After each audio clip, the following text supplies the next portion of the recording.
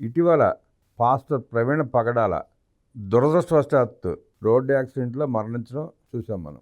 అది రోడ్డు యాక్సిడెంటా, ఎలా జరిగింది, వాహనం గుద్దిందా, ఆయన గుద్దుకుని పడిపోయాడా అనేది రేపు ఇన్వెస్టిగేషన్లో పోలీసులు తెలుస్తారు. ఆంధ్రప్రదేశ్ పోలీసులు గత 4 రోజుల నుంచి వాళ్ళు ఇన్వెస్టిగేషన్లో చూపిస్తున్న స్పీడ్ని చూస్తే మనకు ఆశ్చర్యం వేస్తుంది. ఆ ఫుటేజ్లు కలెక్షన్ చేయడం కానివ్వండి, ఆ విశ్లేషణ చేయడం కానివ్వండి, చాలా అద్భుతంగా పనిచేస్తున్నారు వాళ్ళు. వాళ్ళ పనితీరుని ఇబ్బంది పెడుతూ అడ్డగిస్తూ కొంతమంది ఎందుకు దుష్ప్రచారం చేస్తున్నారో అర్థం కాని పరిస్థితి. అంత విఫలంగా వాళ్ళు చెబుతున్నా కొంతమంది పక్కదారి పట్టించే ప్రయత్నం చేయటం మంచి పద్ధతి కాదు, మంచిది కాదు, సమాజానికి మంచిది కాదు. పాస్టర్ ప్రవీణ్ పగడాల గారి మరణం మీద జరుగుతున్న దర్యాప్తు మీద వారి శ్రీమతి జెసికా పగడాల గారు ఇందాక ఒక వీడియో రిలీజ్ చేశారు. వారు చక్కగా మాట్లాడారు, చక్కగా వివరించారు. దుష్ప్రచారం చేస్తున్న వాళ్ళని ఆపమని, పోలీసుల దర్యాప్తు సహకరించమని చెప్పి చాలా మంచిగా చెప్పారు, బాగా చెప్పారు. ఆమె ప్రదర్శన విఘ్నతని మిగతా వాళ్ళు ప్రదర్శించలేకపోతున్నారు.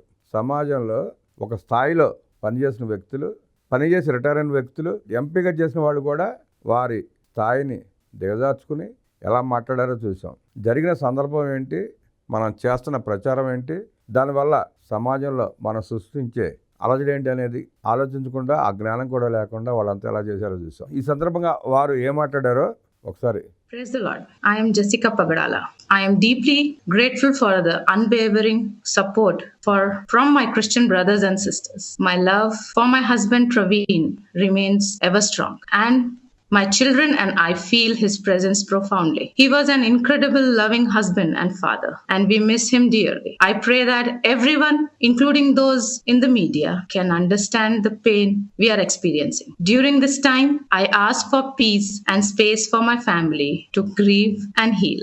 I urge all the Christians to live in harmony, spreading love, kindness, and peace as we are called to do. Let us forgive as Jesus forgave. Let us love as Jesus loved, and obey the authorities as the Bible teaches us. I encourage everyone to focus on their ministry, not on external distraction, but on building lives and serving those who are in need, whether it's feeding the hungry, caring for the orphans, or supporting the poor. Let us focus on spreading love and truth rather than allowing negativity to divide us.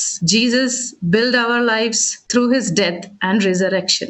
Let us follow his example, dedicating ourselves to building lives and with love, forgiveness, and faith, not hate. I request your cooperation during this investigation. Government was quick to order complete investigation, and we are gratefully thankful. We believe in the government investigation, and I urge, please do not disturb the religious harmony, as my husband Praveen never intended to disturb the communal harmony in the society. Thank you. వారు ఇంగ్లీష్లో మాట్లాడారు, నేను తెలుగులో చెప్పే ప్రయత్నం చేస్తా.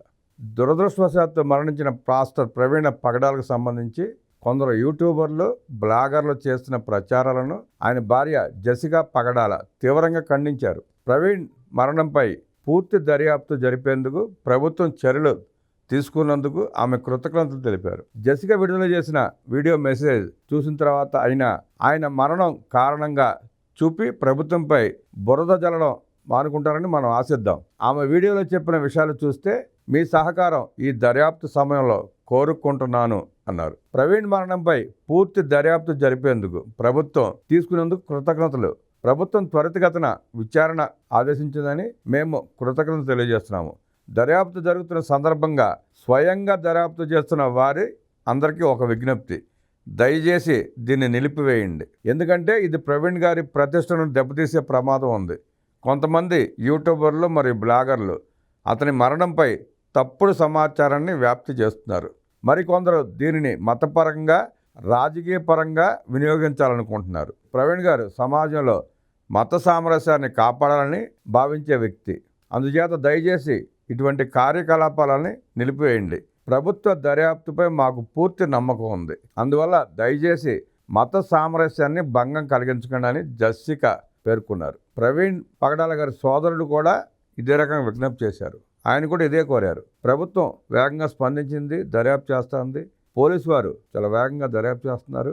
మీరు సమన్వయం పాటించి వారికి సహకరించండి. కానీ ప్రవీణ్ పగడాల గారికి అప్రదిష్ట పాలు చేసే పనులు చేయకండి, పోలీసు వారికి సహకరిద్దాం అని చెప్పి ఆయన కూడా కోరుకున్నారు. వారిద్దరూ సొంత కుటుంబ సభ్యులు, ఒకరు భార్య అయితే ఒకరు తమ్ముడు. వారి విజ్ఞప్తితో పాటు వారు ఎంత హుందాగా ప్రవర్తించారో చూసాం.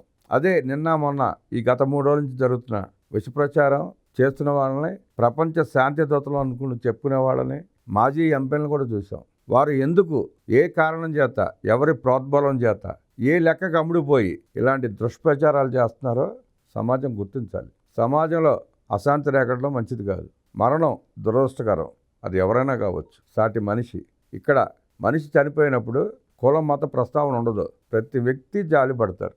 అది లేకుండా చేసే ప్రయత్నం చేస్తున్న వాళ్ళని గమనించి అలాంటి వారికి అలాంటి అవకాశాలు ఇవ్వకుండా ప్రజలందరూ కలిసి బుద్ధి చెప్పాలని కోరుకుంటూ నమస్కారం.